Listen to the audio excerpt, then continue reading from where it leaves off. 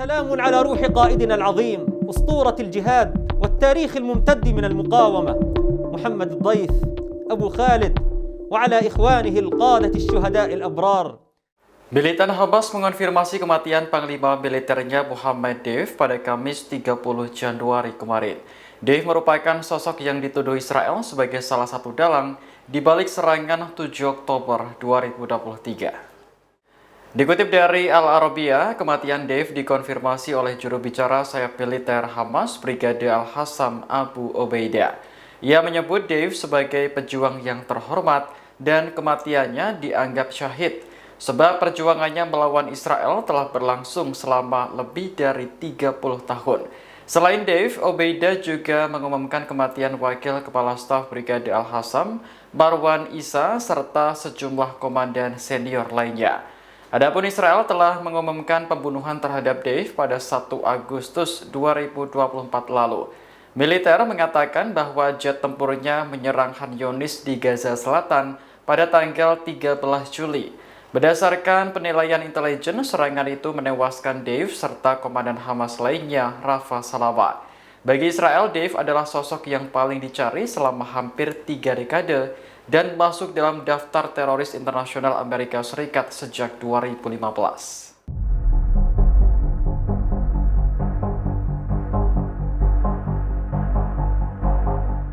Momen pembebasan sandera Israel pada Kamis 30 Januari kemarin kembali menarik perhatian publik. Selain digelar secara meriah, desain panggung acara juga disorot. Dalam video yang dirilis sayap militer Hamas Brigade Al-Hassam di Telegram, terlihat ada spanduk kecil bergambar sejumlah logo unit militer Israel. Di antaranya logo Brigade Nahal, Brigade Kfir, Brigade Givati, dan Brigade 401. Tidak jelas apa tujuan Hamas memasang spanduk bergambar logo unit militer Israel tersebut. Namun, tampilan logo diubah dari bentuk aslinya hingga menyerupai karton. Adapun panggung tersebut berdiri di Palestina Square, Kota Gaza, tempat di mana para sandera diserahkan kepada Palang Merah Internasional. Mengutip laporan Al-Arabiya, ada 3 sandera Israel dan 5 warga Thailand yang dibebaskan pada Kamis 30 Januari kemarin. Sandera yang pertama dibebaskan adalah Agam Berger, 20 tahun, seorang tentara wanita. Kemudian disusul warga sipil Gadi Moses 80 tahun dan Arbel Yehud 29 tahun serta 5 warga Thailand. Sebagai gantinya, Israel membebaskan 110 tahanan Palestina dari penjara mereka. Displaced people from Gaza, like you suggested. Is there anything you can do to make them do that? I mean, tariffs against those countries, for example? They will do it. They will do it. Presiden Amerika Serikat Donald Trump bersikeras bahwa Mesir dan Yordania akan menampung warga Gaza yang mengungsi. Padahal kedua negara tersebut sudah menolak rencana Trump untuk merelokasi warga Palestina dari Gaza. Berbicara di ruang oval pada Kamis 30 Januari, Trump mengklaim bahwa Amerika sudah berbuat banyak kepada Yordania dan Mesir. Oleh karena itu, sudah sepatutnya Amman dan Kairo juga melakukan hal yang menjadi keinginan Amerika Serikat. Komentar Trump muncul sehari setelah Presiden Mesir Abdel Fattah el-Sisi dan Raja Yordania Abdullah II menolak pemindahan paksa warga Palestina dari Gaza. El-Sisi menilai tindakan itu merupakan sebuah ketidakadilan. Sementara Raja Abdullah II menekankan bahwa tanah Gaza harus tetap ditinggali rakyat Palestina. במהלך שחרור חטופינו היום, כולנו ראינו מראות מזעזעים. הבהרנו למתווכות שאנחנו לא מוכנים לקבל שום סיכון לחטופינו. ואני מוסיף על כך, מי שיעז לפגוע בחטופינו, דמו בראשו.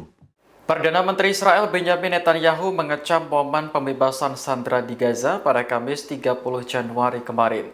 Ia tak terima karena sandera Israel dijadikan bahan tontonan hingga harus berdesak-desakan. Dikutip dari Al Arabiya, Netanyahu menggambarkan momen tersebut sebagai kejadian yang mengejutkan. Ia tak ingin momen serupa terulang kembali pada pertukaran tahanan berikutnya. Oleh karena itu, Netanyahu menuntut para mediator untuk lebih menjamin keselamatan para tahanan. Dalam video yang dirilis Hamas di Telegram, terlihat ratusan warga Palestina berkumpul di alun-alun. Mereka ingin menyaksikan proses pelepasan sandera Israel oleh pasukan Hamas. Namun saat sandera hendak diserahkan ke Palang Merah, warga saling berebut mengambil gambar. Hal ini membuat Hamas dan sandera terjepit di tengah kerumunan. Meski begitu, sandera Israel tetap aman dan kembali ke Tel Aviv dengan penuh kebahagiaan.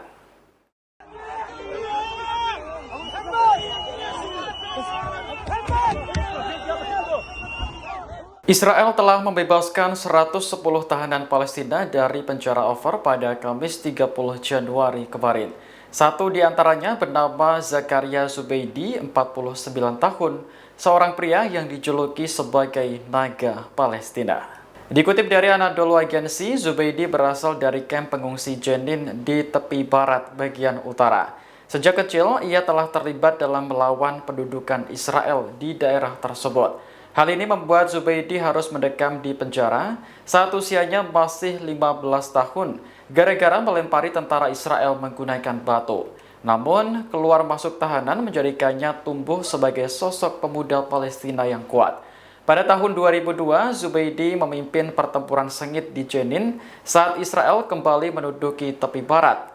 Kemudian pada tahun 2007, ia terpilih menjadi Dewan Revolusi Fatah, badan terpenting kedua di Fatah. Anadolu Agency mencatat Zubeidi selamat dari 4 upaya pembunuhan. Namun, berbagai rintangan yang dihadapi tak membuatnya patah semangat. Zubeidi bahkan mampu meraih gelar master dari Universitas Birzeit. Tesisnya berjudul Sang Pemburu dan Sang Naga, buron dalam kondisi Palestina 1968 hingga tahun 2018. Zubeidi menyamakan dirinya dengan naga yang terinspirasi dari legenda kuno, di mana naga akhirnya menang atas pemburu setelah pengejaran yang panjang dan tanpa henti. Download Tribun X sekarang, menghadirkan lokal menjadi Indonesia.